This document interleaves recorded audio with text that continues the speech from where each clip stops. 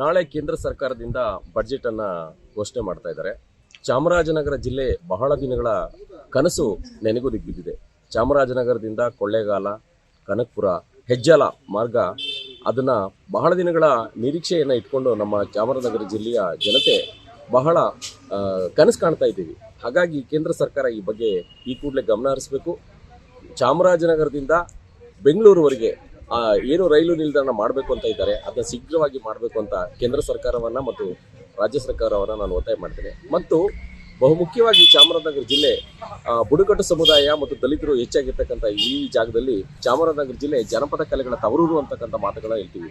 ಆದರೆ ಜನಪದಕ್ಕೆ ಸಂಬಂಧಪಟ್ಟ ಹಾಗೆ ಅವರ ಅಭಿವೃದ್ಧಿಗೆ ಪೂರಕವಾದಂಥ ವಾತಾವರಣ ನಿರ್ಮಾಣ ಮಾಡಲಿಕ್ಕೆ ಇಲ್ಲೊಂದು ಬುಡಕಟ್ಟು ಸಮುದಾಯದ ಒಂದು ಕಲಿಕಾ ಕೇಂದ್ರವನ್ನಾಗಬೇಕು ಅಥವಾ ಜಾನಪದ ರಂಗಾಯಣ ಅನ್ನೋ ರೀತಿ ಒಂದು ಸಂಸ್ಥೆಯನ್ನು ಮಾಡೋದ್ರ ಮೂಲಕ ಮತ್ತು ಜಾನಪದ ಪ್ರವಾಸೋದ್ಯಮವನ್ನು ಅಭಿವೃದ್ಧಿ ಮಾಡೋ ನಿಟ್ಟಿನಲ್ಲಿ ಕೇಂದ್ರ ಸರ್ಕಾರ ಮತ್ತು ರಾಜ್ಯ ಸರ್ಕಾರ ಗಮನ ಹರಿಸಬೇಕು ಅಂತ ಈ ಮೂಲಕ ಚಾಮರಾಜನಗರ ಜಿಲ್ಲೆಯ ಸಮಸ್ತ ಜನತೆಯ ಪರವಾಗಿ ನಾನು ಒತ್ತಾಯ ಮಾಡ್ತಾ ಇದ್ದೀನಿ. ಈಗ ಒಂದು ಕೃಷಿ ಪ್ರವಾಸೋದ್ಯಮ ನೀತಿ ಜಾರಿ ಮಾಡಬೇಕು ಅಂತ ಕೇಳ್ಕೊತಾ ಇದ್ದೀವಿ ರಾಜ್ಯ ಸರ್ಕಾರ ಹಾಗೂ ಕೇಂದ್ರ ಸರ್ಕಾರನ.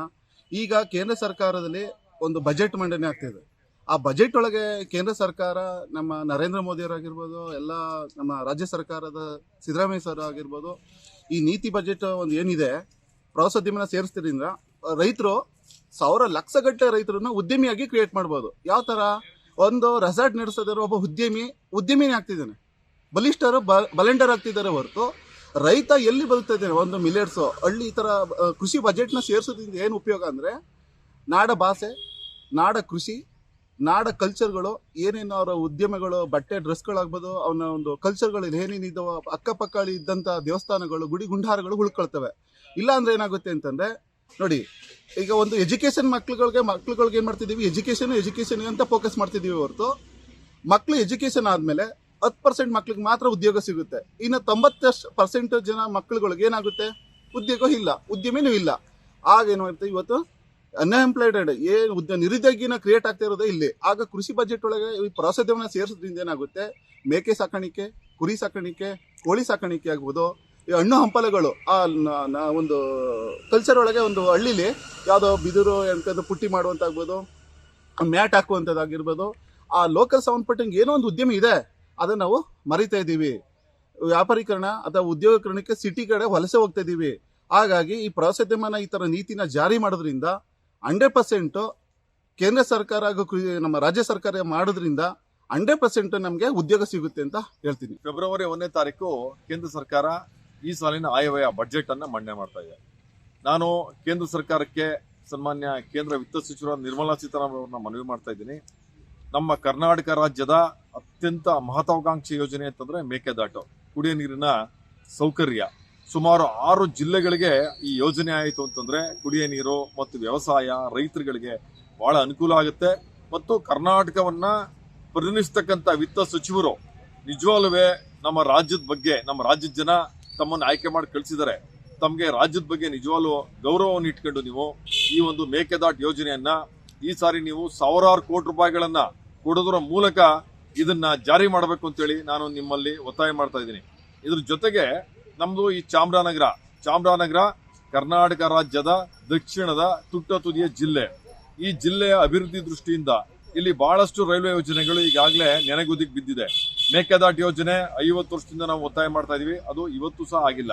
ಜೊತೆಗೆ ಇತ್ತೀಚೆಗೆ ಸನ್ಮಾನ್ಯ ಪ್ರಧಾನಮಂತ್ರಿ ನರೇಂದ್ರ ಮೋದಿ ರವರು ಹಿಂದೆ ನಮ್ಮ ಧ್ರುವನಾರಾಯಣವರಿಂದ MP ಇದ್ದಂಥ ಸಂದರ್ಭದಲ್ಲಿ ಬೆಂಗಳೂರಿಂದ ಕೊಳ್ಳೇಗಾಲ, ಕನಕಪುರ, ಮಳವಳ್ಳಿ, ಚಾಮರಾಜನಗರ ಈ ಒಂದು ಯೋಜನೆಗೆ 10 ಕೋಟಿ ರೂಪಾಯಿಗಳನ್ನ ಒಂದು ದುಡ್ಡನ್ನ ಬಿಡುಗಡೆ ಮಾಡಿ ಈ ಒಂದು ಕೆಲಸಕ್ಕೆ ಅವರು ಮುನ್ನುಡಿಯನ್ನು ಬರೆದಿದ್ದಾರೆ. ಅದೇ ರೀತಿ ಈ ಸಾರಿ ನಾವಿವತ್ತೇನು ಹೇಳಿದೀವಿ, ಬೆಂಗಳೂರಿಂದ ಚಾಮರಾಜನಗರಕ್ಕೆ ಈ ಒಂದು ರೈಲ್ವೆ ಯೋಜನೆಯನ್ನ ಈ ತಕ್ಷಣ ಅವರು ಯೋಜನೆಯನ್ನ ಮಂಜೂರು ಮಾಡಿಕೊಡೋದ್ರ ಮೂಲಕ ಈ ಭಾಗದ ಜನಕ್ಕೆ ಅನುಕೂಲ ಮಾಡಿಕೊಡ್ಬೇಕಂತೇಳಿ ನಾನು ಕೇಂದ್ರ ಸರ್ಕಾರಕ್ಕೆ ಒತ್ತಾಯ ಮಾಡ್ತಾ ಇದ್ದೀನಿ. ಈ ಬಾರಿ ಕೇಂದ್ರ ಬಜೆಟ್ 1ನೇ ತಾರೀಕು ಸೀತಾರಾಮ್ ಅವರು ಮಂಡಿಸ್ತಾ ಇದ್ದಾರೆ. ಆ ಒಂದು ಬಜೆಟಲ್ಲಿ ಕರ್ನಾಟಕ ರಾಜ್ಯಕ್ಕೆ ಮತ್ತು ಜಿಲ್ಲೆಗೆ ಒಂದು ಒಳ್ಳೆಯ ಬಜೆಟ್ ನೀಡ್ಬೋದು ಅನ್ನೋ ಒಂದು ಭರವಸೆ ಇದೆ. ಏಕೆಂದರೆ ಕೇಂದ್ರ ಬಜೆಟಲ್ಲಿ ನಮಗೆ ಹೆದ್ದಾರಿಗಳು, ರೈಲ್ವೆ ಮತ್ತು ಕೇಂದ್ರ ಸರ್ಕಾರದಿಂದ ಬರ್ತಕ್ಕಂಥ ಪುರಸ್ಕೃತ ಯೋಜನೆಗಳು ಅದು ಸರಿಯಾದ ರೀತಿಯಲ್ಲಿ ಸಮರ್ಪಕವಾಗಿ ಜಾರಿ ಆಗ್ತಾಯಿಲ್ಲ. ಈ ಬಜೆಟ್ಲಾರು ಕರ್ನಾಟಕಕ್ಕೆ ಕೊಡ್ತಾರೆ ಅನ್ನೋ ಒಂದು ಭರವಸೆ ಹೊಂದಿದ್ದೀವಿ. ರಾಷ್ಟ್ರೀಯ ಹೆದ್ದಾರಿಗಳನ್ನ ಇನ್ನೂ ಕೂಡ ಕ್ಲಿಯರೆನ್ಸ್ ಮಾಡಬೇಕು. ಮತ್ತು ರೈಲ್ವೆ ಯೋಜನೆಗಳು ಏನು 2 ಯೋಜನೆಗಳಿದೆ ಚಾಮರಾಜನಗರದ್ದು, ಇದರಲ್ಲಿ ಯಾವುದಾದ್ರು ಒಂದನ್ನು ಈ ಬಾರಿ ಬಜೆಟ್ಲಾರು ಕೂಡ ಅದನ್ನು ಒಂದು ಘೋಷಣೆ ಮಾಡ್ತಾರೆ ಅನ್ನೋ ಒಂದು ಇದ್ರ ಮೇಲೆ ಭರವಸೆ ಇಟ್ಕೊಂಡಿದ್ದೀವಿ. ಕಳೆದ 2 ಬಜೆಟ್ನಿಂದ ಕೂಡ ನಮ್ಮ ಜಿಲ್ಲೆಗಾಗಲಿ ಅಥವಾ ರಾಜ್ಯಕ್ಕಾಗಲಿ ಯಾವುದೇ ಒಂದು ಯೋಜನೆಗಳನ್ನ ಕೇಂದ್ರ ಸರ್ಕಾರ ಕೊಟ್ಟಿಲ್ಲ. ಒಂದು ಮೇಕೆದಾಟು ಯೋಜನೆ ಅದು ಈಗ ಆಗಿದೆ, ಈಗ ಸುಪ್ರೀಂ ಕೋರ್ಟಲ್ಲಿ ಕೂಡ ಮಾಡ್ಬೋದು ಅಂತೇಳಿ ಒಂದು ಆದೇಶ ಮಾಡಿದೆ. ಅದನ್ನು ಇಂಪ್ಲಿಮೆಂಟ್ ಮಾಡಬೇಕು. ಯಾಕಂದರೆ ನಮಗೆ ಬೆಂಗಳೂರಿಗೆ ಕುಡಿಯೋ ನೀರಿಗೆ ತುಂಬ ಅನುಕೂಲ ಆಗುತ್ತೆ.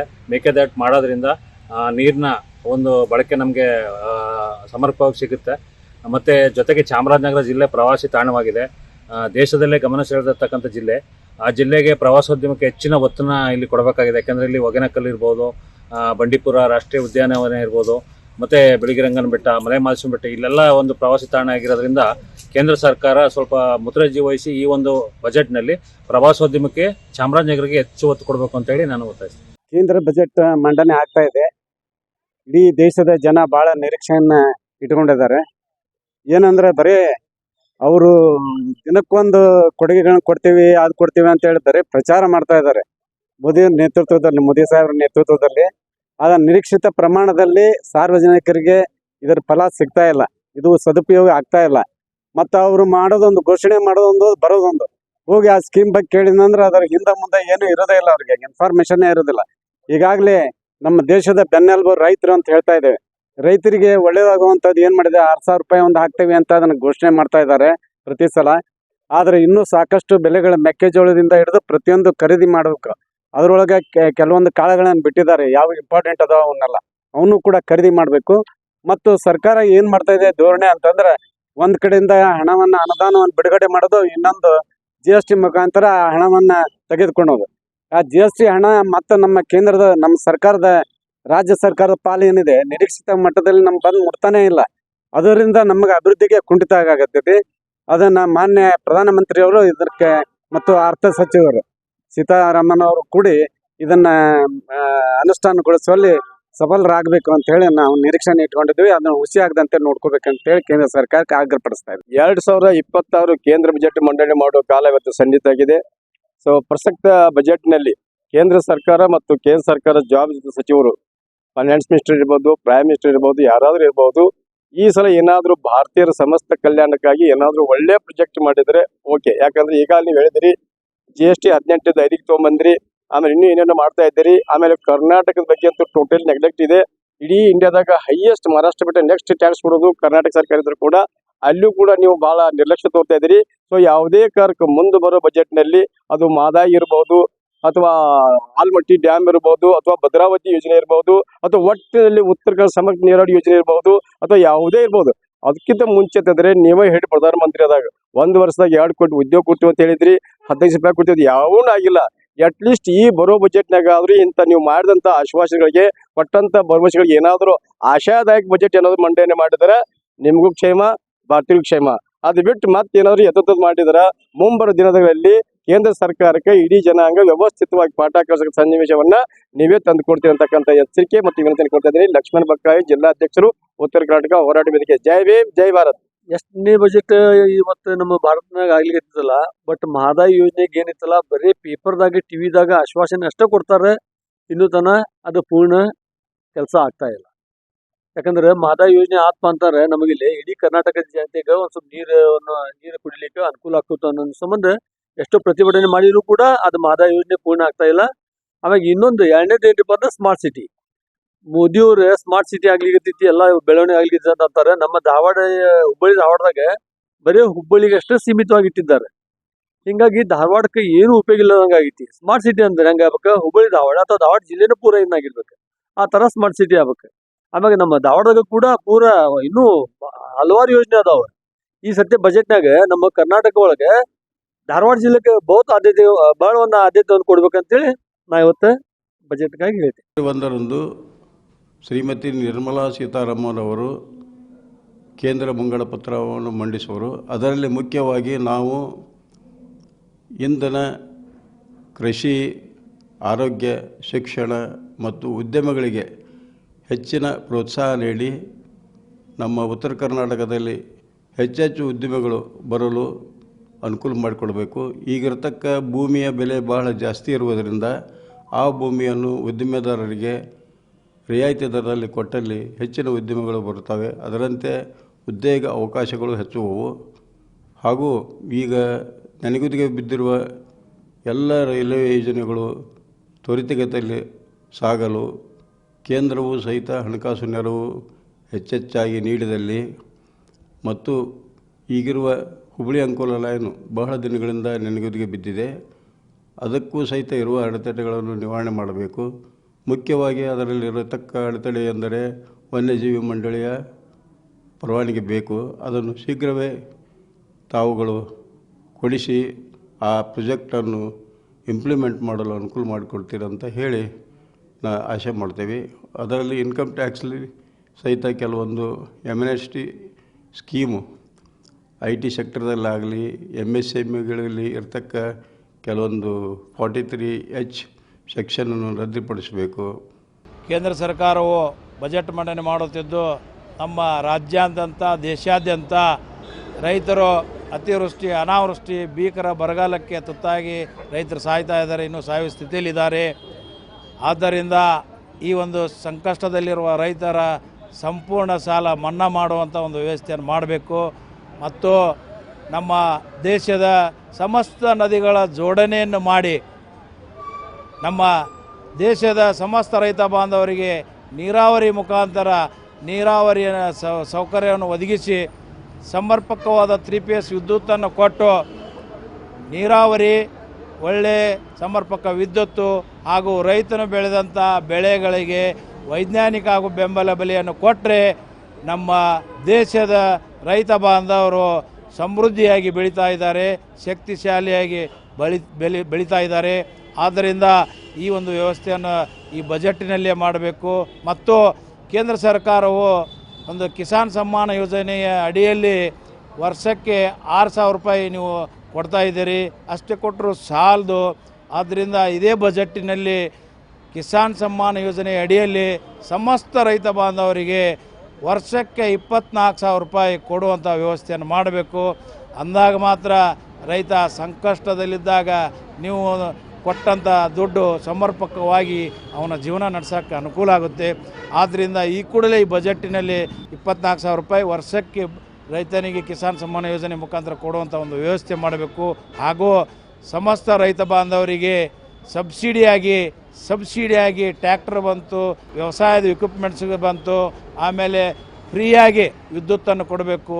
ಯಾಕಂದರೆ ಈಗ ಒಬ್ಬ ರೈತ ಬೋರ್ವೆಲ್ ಹೊಡಿಬೇಕಂದ್ರೆ ಸುಮಾರು 3 ರಿಂದ 4 ಲಕ್ಷ ರೂಪಾಯಿ ಕೈಲಿ ಹಾಕಿ ಖರ್ಚು ಮಾಡಬೇಕಾಗುತ್ತೆ. ಆದ್ದರಿಂದ ಫ್ರೀಯಾಗಿ ರೈತ ಬೋರ್ವೆಲ್ ಹೊಡೆದಾನ ತನ್ನ ಹೊಲ್ದಾಗಂದರೆ ಫ್ರೀಯಾಗಿ ವಿದ್ಯುತ್ ಸಂಪರ್ಕ ಕಲ್ಪಿಸಿ ನೀರು ಹೊರಗೆ ಹಾಕುವಂಥ ವ್ಯವಸ್ಥೆಯನ್ನು ಕೇಂದ್ರ ಸರ್ಕಾರ ಮಾಡಬೇಕು. ಯಾಕಂದರೆ ರಾಜ್ಯ ಅಷ್ಟೇ ಅಲ್ಲ, ದೇಶ ಅಷ್ಟೇ ಅಲ್ಲ, ಇಡೀ ವಿಶ್ವಕ್ಕೆ ಅನ್ನದಾತರನ್ನ ತಾವು ಇವತ್ತು ಈ ಬಜೆಟ್ಟಿನಲ್ಲಿ ಒಂದು ಒಳ್ಳೆಯ ಒಂದು ನಿರೀಕ್ಷೆ ಇಟ್ಕೊಂಡೇವೆ. ಇವೆಲ್ಲ ನಮ್ಮ ಬೇಡಿಕೆಗಳನ್ನು ಈಡೇರಿಸ್ತೀರಿ ಅಂತ ನಾನು ಸಂತೋಷದಿಂದ ವ್ಯಕ್ತಪಡಿಸ್ತಾ ಇದ್ದೇನೆ. ನನ್ನ ಹೆಸರು ಹೇಮನಗೌಡ ಬಸನಗೌಡರ ರತ್ನ ಭಾರತ ರೈತ ಸಮಾಜದ ರಾಷ್ಟ್ರೀಯ ಉಪಾಧ್ಯಕ್ಷರು ಹಾಗೂ ಮಹದಾಯಿ ಕಳಸಾ ಬಂಡೂರಿ ಹೋರಾಟಗಾರರು. ಜೈ ಹಿಂದ್, ಜೈ ಜವಾನ್, ಜೈ ಕಿಸಾನ್. ಕೇಂದ್ರ ಸರ್ಕಾರ ಬಜೆಟ್ ಮಂಡನೆ ಮಾಡುತ್ತಿದ್ದು ಕೇಂದ್ರ ಸರ್ಕಾರದಿಂದ ರೈತರಿಗೆ ಒಂದು ಒಳ್ಳೆಯ ಇದನ್ನು ಬಿಡುಗಡೆ ಮಾಡ್ತಾರಂತ ನಾವು ಅಂದ್ಕೊಂಡಿದ್ವಿ. ಆದರೆ ಈಗ ರೈತಗೆ ಜಗ್ಗು ಮಳೆಯಾಗಿ ಹೆಂಡರುಗಳನ್ನು ತಾಳಿ ಬಂಗಾರ ಒತ್ತಿ ಇಟ್ಟಿಟ್ಟದು ಇದೇನು ಮಾಡಿರ್ತಾನೆ. ಅದು ದೊಡ್ಡ ಮಳೆ ಬಂದು ಈ ಸಲ ಹೆಸರೆಲ್ಲ ಕೊಚ್ಕೊಂಡು ಹೋಯ್ತು. ಏನೋ ಇದ್ದ ಬೆಳೆ ಒಟ್ಟು ಕಡ್ಲಿ ಚಂದ ಬಂದೈತಿ. ಅದಕ್ಕೆ ಒಂದು ಬೆಂಬಲ ಬೆಲೆ ಸರಿಯಾಗಿ ಬೆಂಬಲ ಕೇಂದ್ರಗಳನ್ನು ಸರಿಯಾಗಿ ರೈತರಿಗೆ ಮುಟ್ಟಿಸ್ಬೇಕಂತೇಳಿ ಅವಕ್ಕೆ ಬ್ಯಾಂಕಿನವರು ನೋಟಿಸ್ ಕೊಡ್ತಾರೆ. ಹೆಚ್ಚುವರಿ ಬಜೆಟ್ ಸಾಲಕ್ಕೆ ಸರಿಯಾಗಿ ಬೆಳೆಗೆ ಸರಿಯಾಗಿ ಬೆಂಬಲ ಬೆಲೆ ಇಲ್ಲ, ಮಧ್ಯವರ್ತಿಗಳ ಹಾವಳಿ ಜಾಸ್ತಿ ಇರ್ತೈತೆ. ಅದಕ್ಕೆ ಅದೇ ಸಲುವಾಗಿ ರೈತರಿಗೆ ಒಂದು ಒಳ್ಳೆಯ ಯೋಜನೆಗಳನ್ನು ತರಬೇಕಂತೇಳಿ ನಾನು ಕೇಳ್ಕೊತೀನಿ. ಕೇಂದ್ರದ ಬಜೆಟ್ ಮಂಡನೆಯಾಗ್ತಾ ಇದೆ. ಸಾಕಷ್ಟು ನಿರೀಕ್ಷೆಗಳನ್ನು ನಾವು ಈ ಬಾರಿ ಇಟ್ಕೊಂಡಿದ್ದೀವಿ. ಒಬ್ಬ ಮಹಿಳೆ ನಿರ್ಮಲಾ ಸೀತಾರಾಮನ್ ಅವರು ಈಗಾಗಲೇ ಸಾಕಷ್ಟು ಬಾರಿ 8ನೇ ಬಾರಿ ಅನ್ಕೋತೀನಿ 8ನೇ ಬಾರಿ ಬಜೆಟನ್ನು ಮಂಡಿಸ್ತಾ ಇದ್ದಾರೆ. ಅದೆಲ್ಲ ನಮ್ಮ ಮಹಿಳೆಯರಿಗೆ ಬಹಳ ಹೆಮ್ಮೆಯ ವಿಷಯ. ಹಾಗೆ ನಿರೀಕ್ಷೆಗಳು ಕೂಡ ಸಾಕಷ್ಟು ಈಗಾಗಲೇ ಹುಟ್ಟಿಕೊಂಡಿವೆ. ಈಗಾಗಲೇ ಅವರು ಮಹಿಳೆಯರನ್ನು ತುಂಬ ಪ್ರೋತ್ಸಾಹ ಮಾಡ್ತಾ ಇದ್ದಾರೆ. ಪ್ರಧಾನಿಯಾದ ನರೇಂದ್ರ ಮೋದಿಯವರು ಹಾಗೆ ವಿತ್ತ ಸಚಿವೆಯಾಗಿರುವಂಥ ನಿರ್ಮಲಾ ಸೀತಾರಾಮನ್ ಅವರು ಸಾಕಷ್ಟು ಬೆಂಬಲವನ್ನು ಕೊಡ್ತಾ ಇದ್ದಾರೆ. ಇನ್ನಷ್ಟು ಮಹಿಳೆಯರಿಗೆ, ಅದರಲ್ಲೂ ಕರ್ನಾಟಕದಂಥ ಮಾಹಿತಿ ತಂತ್ರಜ್ಞಾನದಲ್ಲಿ ಬಹಳಷ್ಟು ಅಭಿವೃದ್ಧಿಯನ್ನು ಹೊಂದಿದ ಹಾಗೂ ಇನ್ನೂ ಹೊಂದುತ್ತಿರುವಂಥ ಬೆಂಗಳೂರಿನಂಥ ಮಹಾನಗರವನ್ನು ಹೊಂದಿರುವಂಥ ಕರ್ನಾಟಕಕ್ಕೆ ಬಹಳ ನಿರೀಕ್ಷೆಗಳನ್ನು ನಾವೆಲ್ಲ ಇಟ್ಕೊಂಡಿದ್ದೀವಿ. ಮಹಿಳಾ ಉದ್ಯಮಿಗಳಿಗೆ ಪ್ರೋತ್ಸಾಹವನ್ನು ನೀಡಬೇಕು. ಗುಡಿ ಕೈಗಾರಿಕೆಗಳು ಹಾಗೆ ನಮ್ಮ ಗ್ರಾಮೀಣ ಪ್ರದೇಶದಲ್ಲಿರ್ತಕ್ಕಂಥ ಮಹಿಳೆಯರಿಗೆ ಹೆಚ್ಚಿನ ಪ್ರೋತ್ಸಾಹವನ್ನು ಕೊಟ್ಟು ಅವರನ್ನು ಮುನ್ನೆಲೆಗೆ ತರಬೇಕು. ಶಹರ ಮಟ್ಟದಲ್ಲಿ ತಕ್ಕ ಮಟ್ಟಿಗೆ ಈಗಾಗಲೇ ಪ್ರೋತ್ಸಾಹ ದೊರೆಯುತ್ತಾ ಇದ್ದರೂ ಕೂಡ ಗ್ರಾಮೀಣ ಮಟ್ಟದಲ್ಲಿ ಬಹಳಷ್ಟು ಮಹಿಳಾ ಪ್ರತಿಭೆಗಳಿವೆ. ಬಹಳಷ್ಟು ಜನ ಸಣ್ಣ ಉದ್ಯಮದಲ್ಲಿ ತೊಡಗಿಕೊಂಡಿದ್ದಾರೆ. ಈಗಾಗಲೇ ಅವರಿಗೆ ಇನ್ನಷ್ಟು ಪ್ರೋತ್ಸಾಹವಾಗಿ ಅವರಿಗೆ ಸಬ್ಸಿಡಿಯಲ್ಲಿ ಸಾಲವನ್ನು ಕೊಡುವುದಾಗಿರಬಹುದು, ಹಾಗೆ ಮರುಪಾವತಿಯ ಅವಧಿಯನ್ನು ವಿಸ್ತರಣೆ ಮಾಡಬೇಕು. ಹಾಗೆ ಮಹಿಳಾ ಉದ್ಯಮಿಗಳಿಗೆ GST ಪ್ರಮಾಣದಲ್ಲಿ ಸ್ವಲ್ಪ ಕಡಿಮೆ ಮಾಡಬೇಕು. ಇಂಥ ಎಲ್ಲ ನಿರೀಕ್ಷೆಗಳನ್ನು ನಾವಿವತ್ತು ಈ ಬಜೆಟ್ನಲ್ಲಿ ಬಹಳವಾಗಿ ನಿರೀಕ್ಷೆಗಳನ್ನು ಇಟ್ಕೊಂಡಿದ್ದೀವಿ. ಹಾಗೆ ಕೂಡ ಈಗಾಗಲೇ ನಮ್ಮ ಗುಡಿ ಕೈಗಾರಿಕೆಗಳು, ನಮ್ಮ ಗ್ರಾಮೀಣ ಕೈಗಾರಿಕೆಗಳು ಎಷ್ಟೊಂದು ಆಹಾರವಾಗಿರಬಹುದು, ನಮ್ಮ ಉತ್ತರ ಕರ್ನಾಟಕದ ಪದಾರ್ಥಗಳಾಗಿರಬಹುದು, ಅವುಗಳನ್ನು ಎಕ್ಸ್ಪೋರ್ಟ್ ಮಾಡುವಂಥ ಇನ್ನಷ್ಟು ಉತ್ತೇಜನವನ್ನು ಈ ಕ್ಷೇತ್ರಕ್ಕೆ ಕೊಡಬೇಕು ಅಂತ ಅವರಲ್ಲಿ ನಾನು ಕೇಳ್ಕೊಳ್ತೇನೆ. ಆ ಕ್ಷೇತ್ರಕ್ಕೆ ಕೊಟ್ಟದ್ದೇ ಆದರೆ ನಮ್ಮ ಗ್ರಾಮೀಣ ಭಾಗದ ಮಹಿಳೆಯರು ಮುನ್ನೆಲೆಗೆ ಬರಲು ಬಹಳಷ್ಟು ಸಹಾಯವಾಗ್ತದೆ. ಈ ಕಡೆ ಸ್ವಲ್ಪ ಗಮನ ಕೊಡಬೇಕು, ಮಹಿಳಾ ಉದ್ಯಮಿಗಳನ್ನು ಇನ್ನಷ್ಟು ಮುನ್ನೆಲೆಗೆ ತರಬೇಕು ಅಂತ ನಾನು ಮತ್ತೊಮ್ಮೆ ಕೇಂದ್ರ ಸಚಿವೆ ಶ್ರೀಮತಿ ನಿರ್ಮಲಾ ಸೀತಾರಾಮನ್ ಅವರಲ್ಲಿ ವಿನಂತಿಸ್ಕೊಳ್ತೇನೆ. ಕಲಬುರಗಿ ನಗರ ಸಾಕಷ್ಟು ಏನಲ್ಲ ಎಜುಕೇಷನಲ್ ಹಬ್ ಆಗಿ ಬೆಳೀತಾ ಇದೆ.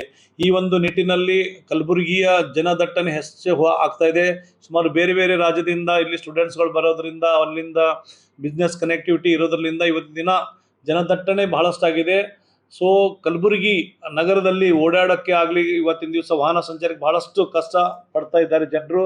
ಅದಲ್ಲದೆ ಈಗ ಫಸ್ಟ್ ರಿಂಗ್ ರೋಡ್ನಲ್ಲಿ ಏನು ಹಾಯ್ದು ಹೋಗುವಂಥ ದೊಡ್ಡ ದೊಡ್ಡ ವೆಹಿಕಲ್ಗಳು ಸುಮಾರು ಇತ್ತೀಚಿನ ದಿನಗಳಲ್ಲಿ ಆಕ್ಸಿಡೆಂಟ್ಸ್ ಆಗಿ ಬಹಳಷ್ಟು ಜನರ ಒಂದು ಪ್ರಾಣಗಳು ಕೂಡ ಹೋಗಿವೆ. ಈ ನಿಟ್ಟಿನಲ್ಲಿ ನಮಗೆ ಅನೌನ್ಸ್ ಆಗಿದ್ದಂಥ 2ನೇ ವರ್ತುಲ ರೋಡ್ ಕೂಡ ಈ ಒಂದು ಕೇಂದ್ರ ಸರ್ಕಾರದ ಈ ಒಂದು ಪ್ರೀ ಬಜೆಟ್ನಲ್ಲಿ ತಗೊಂಡು ರಾಜ್ಯ ಸರ್ಕಾರ ಹಾಗೂ ಕೇಂದ್ರ ಸರ್ಕಾರದ ಯಾವುದೇ ಒಂದು ಸಮಸ್ಯೆಗಳಿದ್ರೂ ಕೂಡ ಇಮಿಡಿಯೇಟ್ ಆಗಿ 2ನೇ ವರ್ತುಲ ರೋಡನ್ನು ಅದು ಒಂದು ಕಾರ್ಯರೂಪಕ್ಕೆ ಬರಬೇಕು. ಕೇಂದ್ರ ಸರ್ಕಾರದ ಮೇಲೆ ಕಲ್ಯಾಣ ಕರ್ನಾಟಕ ಭಾಗದ ಕೇಂದ್ರ ಸ್ಥಾನದಲ್ಲಿ ಕಲಬುರಗಿ ಜನತೆ ನಿರೀಕ್ಷೆ ಆಗಿರ್ಬೋದು, ಕಲ್ಯಾಣ ಕರ್ನಾಟಕ ಜನತೆ ನಿರೀಕ್ಷೆ ಏನಂತಂದ್ರೆ ಕೇಂದ್ರ ಸರ್ಕಾರದ ಮೇಲೆ ಭಾಳ ವಿಶ್ವಾಸ ಇಟ್ಟಿದ್ರು. ಪ್ರತಿ ವಿಶ್ವಾಸ ಇಲ್ಲಿ ತಕ್ಕನೂ ಈಡೇರಿಲ್ಲ ಅಂತ ಹೇಳ್ಬೋದು. ಯಾಕಂದ್ರೆ ಕಲಬುರಗಿಗೆ ರೈಲ್ವೆ ವಿಭಾಗೀಯ ಕೇಂದ್ರ ಆಗ್ಬೇಕಂತೇಳಿ 2014 ಸ್ಯಾಂಕ್ಷನ್ ಆಗಿರ್ತಕ್ಕಂಥ ವಿಭಾಗೀಯ ಕೇಂದ್ರದ್ದು ಕೂಡ ಕೇಂದ್ರ ಸರ್ಕಾರ ಇಲ್ಲಿವರೆಗೂ ಚಕ್ಕರಿಸ್ತಾ ಇಲ್ಲ. ಆದರೆ ಇನ್ನು ಚಾಲು ಆಗಿರ್ತಕ್ಕಂಥ ವಿಮಾನ ನಿಲ್ದಾಣ ಕೂಡ ಬಂದಾಗಿದೆ. ಅದನ್ನು ಕೂಡ ಉಡಾನ್ ಯೋಜನೆಯಲ್ಲಿ ತೊಗೊಂಡು ಚಾಲು ಮಾಡ್ತಾರೆ ಅನ್ನೋ ವಿಶ್ವಾಸ ಹೊಂದಿದ್ದೀವಿ. ಅದ್ರ ಜೊತೆಗೆ ರಾಯಚೂರಿಗೆ ಬರಬೇಕಾಗಿದ್ದಂಥ ಏಮ್ಸ್ ಬಗ್ಗೆನೂ ಕೂಡ ಕೇಂದ್ರ ಸರ್ಕಾರ ಚಕಾರ ಇರ್ತಾ ಇಲ್ಲ.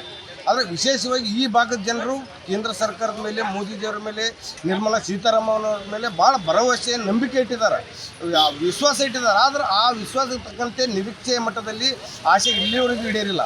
ಯಾವುದು ಕೂಡ ರೈಲ್ವೆ ವಿಭಾಗೀಯ ಕಚೇರಿ ಆದರೆ ಹಲವಾರು ಜನರಿಗೆ, ಈ ಭಾಗದವರಿಗೆ ಉದ್ಯೋಗಾವಕಾಶಗಳು ಸಿಗ್ತಾವೆ, ಈ ಭಾಗ ಡೆವಲಪ್ ಆಗ್ತದೆ, ಜನರಿಗೆ ಅನುಕೂಲ ಆಗ್ತದೆ. ಆದರೂ ಅದನ್ನು ಕೇಂದ್ರ ಸರ್ಕಾರ ನಿರ್ಲಕ್ಷ್ಯ ಯಾಕೆ ವಹಿಸ್ಲತ್ತದ ಗೊತ್ತಿಲ್ಲ. ಆದರೆ ಈ ಬಾರಿ ಆದರೂ ಕೂಡ ಇಲ್ಲಿ ತನಕನೂ ಕೂಡ ಈ ಭಾಗದಾಗ ಎಷ್ಟು BJP ಪ್ರಭಾವ ಇತ್ತು. ಯಾವಾಗ ರೈಲ್ವೆ ಕೇಂದ್ರಕ್ಕೆ 1,000 ಬರೀ 1,000 ಬಿಡುಗಡೆ ಮಾಡ್ರಿ ಅಂತೇಳಿ ಸಲುವಾಗಿ ಇವತ್ತು ದಿವಸ 1 ಸೀಟ್ ಕಳ್ಕೊಂಡ್ರೆ ಕಲಬುರಗಿದು ಕೇಂದ್ರ ಸ್ಥಾನದ.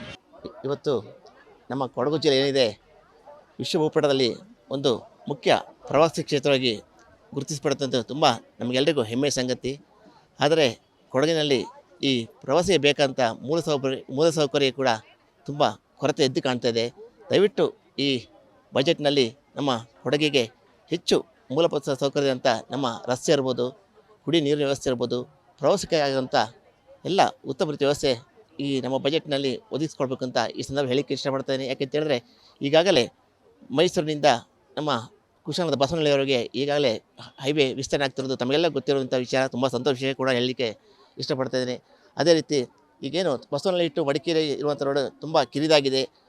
ಅದೇ ರೀತಿ ಅದಕ್ಕೂ ಕೂಡ ಹೆಚ್ಚಿನ ಒತ್ತು ಕೊಟ್ಟು, ಈ ರಸ್ತೆ ಕೂಡ ಹೆಚ್ಚಿನ ಒತ್ತು ಕೊಟ್ಟು ಈ ಬಜೆಟಿಗೆ ಮುಖ್ಯ ಆಗಬೇಕು ಅಂತೇಳಿ ಈ ಸಂದರ್ಭದಲ್ಲಿ ಮಾಧ್ಯಮ ಮೂಲಕ ಹೇಳಲಿಕ್ಕೆ ಇಷ್ಟಪಡ್ತಾ ಇದ್ದೀನಿ. ಕೇಂದ್ರದ ಬಜೆಟ್ ಕೆಲವೇ ದಿನಗಳಲ್ಲಿ ಘೋಷಣೆ ಆಗಲಿದೆ, ಬರಲಿಕ್ಕಿದೆ. ಆದರೆ ನಾವು ಹೆಚ್ಚಿನ ನಿರೀಕ್ಷೆಯಲ್ಲಿದ್ದೇವೆ ಈ ವರ್ಷ. ಏಕೆಂದರೆ ಕೊಡಗು ಭಾರತ ದೇಶದ ಒಂದು ವಿಶೇಷತೆಯನ್ನು ಪಡೆದಂತಹ ಒಂದು ನಮ್ಮ ಜಿಲ್ಲೆ.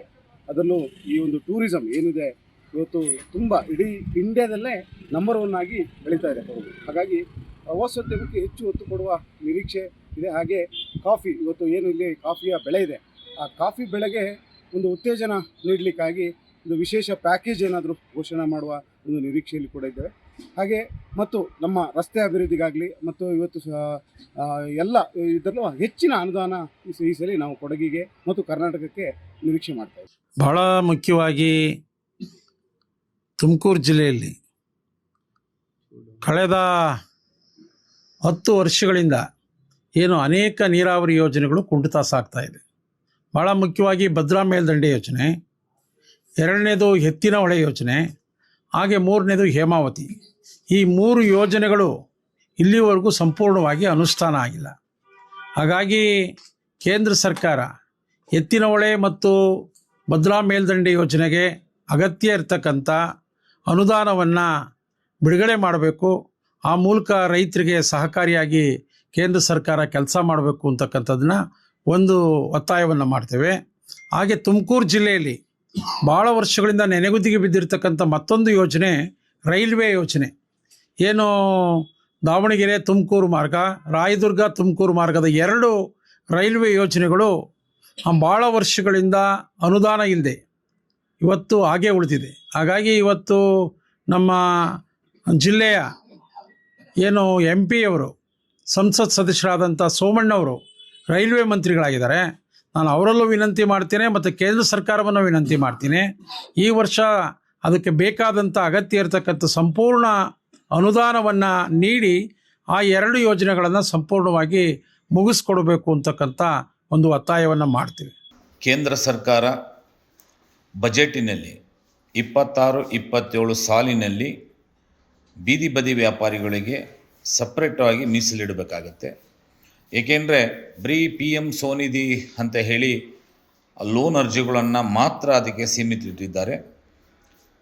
ಕೇಂದ್ರ ಸರ್ಕಾರ ಏನು ಈ ಸತಿ ನಿರ್ಮಲಾ ಸೀತಾರಾಮನ್ ಅವರು ಮತ್ತು ನಮ್ಮ ಪ್ರಧಾನಮಂತ್ರಿಗಳಾಗಿರ್ತಕ್ಕಂಥ ನರೇಂದ್ರ ಮೋದಿಯವರು ಬೀದಿ ಬದಿ ವ್ಯಾಪಾರಿಗಳಿಗೆ ಸಪ್ರೇಟಾಗಿ ಮೀಸಲಿಡಬೇಕು. ಯಾಕೆಂದರೆ ಸುಮಾರು ಈಗಾಗಲೇ ನಮ್ಮ ಕರ್ನಾಟಕದಲ್ಲಿ ಸಂಬಂಧಪಟ್ಟಂಗೆ ನಗರ ಸ್ಥಳೀಯ ಸಂಸ್ಥೆ ವ್ಯಾಪ್ತಿಯಲ್ಲಿ ಅವ್ರಿಗೆ ವೆಂಡಿಂಗ್ ಝೋನ್ ಮಾಡೋಕ್ಕೆ ಹಣವನ್ನು ಇಲ್ಲ, ಮತ್ತು ಅವರಿಗೆ ಭತ್ಯೆ ನೀಡುವುದಕ್ಕೆ ಹಣ ಇಲ್ಲ, ಮತ್ತು ಹಲವಾರು ವಿಷಯಗಳ ಆ ಬೀದಿ ಬದಿ ವ್ಯಾಪಾರಿಗಳ ಕಾರ್ಯಕ್ರಮ ಯೋಜನೆ ಮಾಡುವುದಕ್ಕೆ ಬೀದಿ ಬದಿ ವ್ಯಾಪಾರಿಗಳಿಗೆ ಬಜೆಟಿನಲ್ಲಿ ಮೀಸಲಿಡಬೇಕಾಗತ್ತೆ. ಏಕೆಂದರೆ ಸುಮಾರು ಇಡೀ ಇಂಡಿಯಾಕ್ಕೆ ಇವಾಗ ಸುಮಾರು 1 ಕೋಟಿ ಜನಸಂಖ್ಯೆಯಷ್ಟು ಸರ್ಕಾರದಲ್ಲಿ, ಕೇಂದ್ರ ಸರ್ಕಾರದಲ್ಲಿ ನೋಂದಾವಣೆ ಆಗಿರ್ತಕ್ಕಂಥದ್ದು, ಆವ ರಾಜ್ಯದಲ್ಲಿ ನೋಂದಾವಣೆ ಆಗಿರ್ತಕ್ಕಂಥದ್ದು. ಕೇಂದ್ರ ಸರ್ಕಾರದ ಅಡಿಯಲ್ಲಿ ಪ್ರಧಾನಮಂತ್ರಿ ಸ್ವನಿಧಿ ಅಂತ ಹೇಳಿ ಸರ್ವೆ ಆಗಿ ಸಮೀಕ್ಷೆ ಮಾಡಿರ್ತಕ್ಕಂಥದ್ದು. ಆ ಯೋಜನೆ ಅಡಿಯಲ್ಲಿ ಸುಮಾರು 1,000 ಕೋಟಿಯಷ್ಟು ಅನುದಾನವನ್ನು ಮೀಸಲಿಡಬೇಕು. ಒಳ್ಳೆಯದು. ಯಾಕೆ ಹೇಳ್ತಾ ಇದ್ದೀನಿ ಅಂದರೆ, ಇವತ್ತು ಅವರಿಗೆ ಮಾರ್ಕೆಟ್ ವಲಯ ಅಭಿವೃದ್ಧಿಪಡಿಸಬೇಕು. ನಮ್ಮ ಸ್ಟ್ರೀಟ್ ವೆಂಡರ್ ಆ್ಯಕ್ಟ್ ಅಡಿಯಲ್ಲಿ ಬಜೆಟಲ್ಲಿ ಅದನ್ನು ಮೀಸಲಿಟ್ಟಿದ್ರೆ ಆವಾವ ನಗರ ಸ್ಥಳೀಯ ಸಂಸ್ಥೆ ವ್ಯಾಪ್ತಿಯಲ್ಲಿ ನಮಗೆ ಮಾರ್ಕೆಟ್ ಮಾಡಿಕೊಟ್ಟಾಗ ಆ ವೆಂಡಿಂಗ್ ಝೋನಿಗೆ ನಾವು ಹಣವನ್ನು ಕಟ್ತೀವಿ. ಆ ವೆಂಡಿಂಗ್ ಝೋನ್ ಹಣವನ್ನು ಬಾಡಿಗೆ ಕಟ್ಟಬೇಕಾದ್ರೆ ಇಲ್ಲಿ ಕೇಂದ್ರ ಸರ್ಕಾರ ಅನುದಾನದಲ್ಲಿ ಇವರು ಹಣನೇ ಕೊಟ್ಟಿಲ್ಲದಾಗ ಅದು ಮಾಡೋಕ್ಕೆ ಸಾಧ್ಯವಾಗ್ತಾ ಇಲ್ಲ. ಆದರೆ ಈ ಸತಿ ಬಜೆಟ್ಟಿನಲ್ಲಿ ನರೇಂದ್ರ ಮೋದಿಯವರು ಮತ್ತು ನಿರ್ಮಲಾ ಸೀತಾರಾಮನ್ ಅವರು ಬಜೆಟಲ್ಲಿ ಮೀಸಲಿಡಬೇಕು. ಆ್ಯಕ್ಚುಲಿ ಬಜೆಟ್ ಮಂಡನೆ ಆಗಬೇಕಾದ್ರೆ ಜನರ ಅಂದರೆ ಎಲ್ಲ ಸಂಸದರು ಮತ್ತು ಏನು ಸಂಸತ್ ಸದಸ್ಯರು ವಿಶೇಷವಾಗಿ ಮತ್ತು ಮಂತ್ರಿಮಂಡಲರು ಎಲ್ಲ ತೀರ್ಮಾನ ಮಾಡ್ತಾರೆ. ಭಾಳ ಮುಖ್ಯವಾಗಿ ಡಿಸ್ಕಸ್ ಆಗಬೇಕಾಗಿರ್ತಕ್ಕಂಥದ್ದು ಜನರು ಒತ್ತಾಸೆಗಳು, ಜನ ಏನು ನಿರೀಕ್ಷೆ ಮಾಡ್ತಾರೆ, ಅದಕ್ಕೆ ಪೂರಕವಾಗಿ ಕೇಂದ್ರ ಸರ್ಕಾರ ಬಜೆಟ್ ಮಂಡಿಸಬೇಕು. ಅಂದರೆ ಭಾಳ ವರ್ಷಗಳಿಂದ ನಾವು ಕೇಂದ್ರದ ಬಜೆಟನ್ನು ನೋಡ್ತಾ ಇದ್ದೀವಿ. ನಮ್ಮದೇ ರಾಜ್ಯದಿಂದ ಆಯ್ಕೆಯಾಗಿರ್ತಕ್ಕಂಥ ನಿರ್ಮಲಾ ಸೀತಾರಾಮನ್ ಅವರು ಹಣಕಾಸು ಮಂತ್ರಿಗಳಾಗಿದ್ದಾರೆ. ದೇಶ ನಿರೀಕ್ಷೆ ಮಾಡ್ತಾಯಿದೆ. ವಿಶೇಷವಾಗಿ ತುಮಕೂರು ಮತ್ತು ಚಿತ್ರದುರ್ಗ ಜಿಲ್ಲೆಗೆ ಸಂಬಂಧಪಟ್ಟಂತೆ ಏನು ಅಪ್ಪರ್ ಭದ್ರಾ ಇದೆ, ಅದಕ್ಕೆ ಇದೇ ಬಸವರಾಜ ಬೊಮ್ಮಾಯಿ ಅವರು 5,000 ಕೋಟಿಯನ್ನು ಇಡ್ತೀವಿ ಅಂತ, ಇದರಲ್ಲೂ ಇವ್ರ ಬಡ್ಜೆಟಲ್ಲಿ ಹೇಳಿರು ಇದು ನಯಾ ಪೈಸೆ ಬರಲಿಲ್ಲ. ಹಾಗಾಗಿ ಅಪ್ಪರ್ ಭದ್ರಾ ಯೋಜನೆ ಏನಿದೆ ಅದನ್ನು ರಾಷ್ಟ್ರೀಯ ಯೋಜನೆ ಅಂತ ಮಾಡಬೇಕಂತ ನಾವೆಲ್ಲ ಈ ಭಾಗದ ಬಯಲುಸೀಮೆ ಭಾಗದ ತುಮಕೂರು, ದುರ್ಗ, ದಾವಣಗೆರೆ ಈ ಭಾಗದ ಜನರು ನಿರೀಕ್ಷೆ ಇದೆ.